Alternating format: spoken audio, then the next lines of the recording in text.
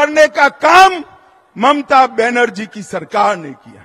ज्योतिप्रिय मलिक, अनुव्रत मंडल, पार्थ चटर्जी, चाहे गाय तस्करी हो, चाहे कोयला तस्करी हो, चाहे भर्ती घोटाला हो, अरबों खरबों रुपया बंगाल की जनता का इन्होंने खाया है। और मैं ममता बनर्जी को आज कहकर जाता हूं, अगर आप में हिम्मत है तो ज्योतिप्रिय मलिक, अनुव्रत मंडल और पार्थ चटर्जी को तृणमूल कांग्रेस से सस्पेंड कर दिखाइए, तो बंगाल की जनता मानेगी।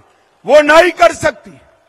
हर रोज दुर्गा का स्तवन कर रही है कि ये तीन कहीं भतीजे का नाम न बता दे, भतीजे का नाम न बता दे।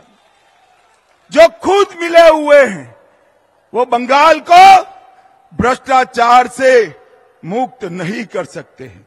मित्रों, इतने सारे भ्रष्टाचार हुए हैं कि संसद की पवित्रता को भी तृणमूल कांग्रेस के सांसदों ने समाप्त कर दिया। भेंटे लेकर, सौगादे लेकर सवाल पूछने वाले सांसद और वो पार्टी बंगाल और भारत का भला कर सकती है क्या? जोर से बोलिए, कर सकती है क्या? भाई और बहनों, अवैध घुसपैठ चरम सीमा पर। आसाम में आसाम की जनता ने भाजपा सरकार बना दी। आसाम की सरहदों से परिंदा भी पैर नहीं मार सकता। और बंगाल में सोशल मीडिया पर कोई रख रहा है कि अगर घुसपैठ कर आए हो और आधार कार्ड चाहिए, वोटर कार्ड चाहिए, तो इस नंबर पर संपर्क करिए। बंगाल पुलिस चुप।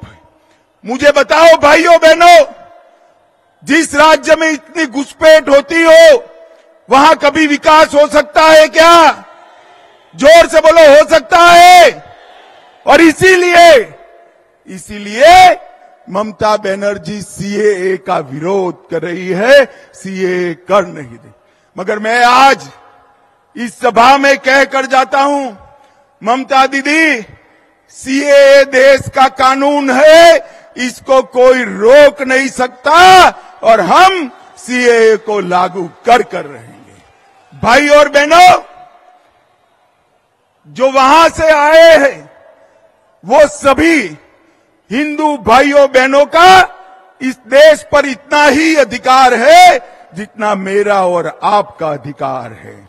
उनको अपने अधिकार से कोई वंचित कहीं नहीं कर सकता।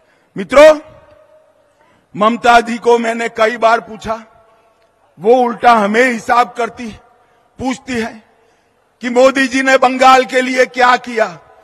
ममता दीदी, आप मेरा भाषण जरूर सुन रही होगी। मैं हिसाब लेकर आया हूं, कान खोलकर सुन लीजिए, हिसाब लेकर आया हूं।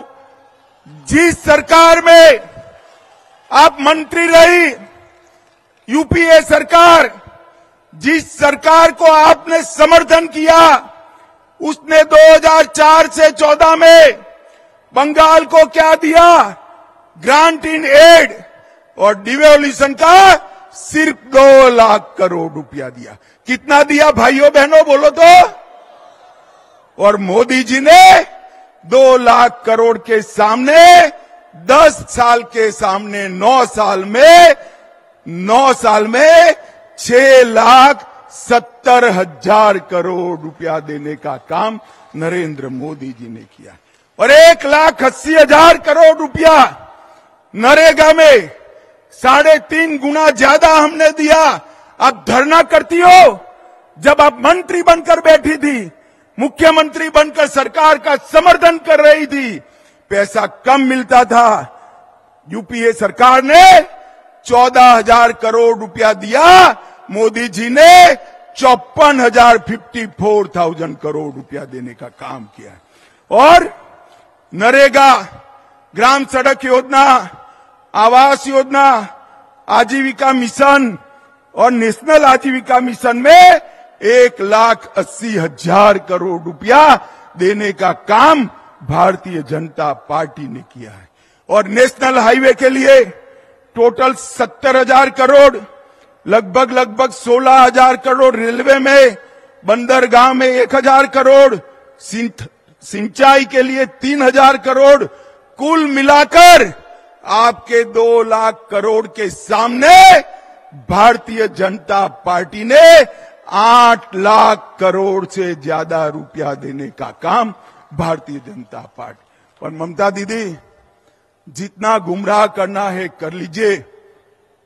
गत चुनाव में तो रैगिंग कर आप जीत गई, फिर भी हमारी 77 सीटें आई। 77 कहां 0, कहां 77।